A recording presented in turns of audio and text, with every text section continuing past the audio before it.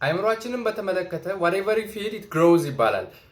ምንም ነገር በመገብነው ቁጥር ሰውነታችንን ይሻል ኢቭን አይምሮአችንን ደግሞ በተለይ ሐሳባችን ላይ አመለካከታችን ላይ whatever we feed ወደ ውስጥ አስገባነው ነገር እያሳደገው ነው የሚሄደው which is ይሄ ባዮሎጂካሊ ወይም ደግሞ ፊዚካሊ የሚታየውን ነገር ብቻ ሳይሆን የማይታዩ ነገሮችን ተንኮል ሊሆን ይችላል፣ ቅናት ሊሆን ይችላል፣ ክፋት ሊሆን ይችላል፣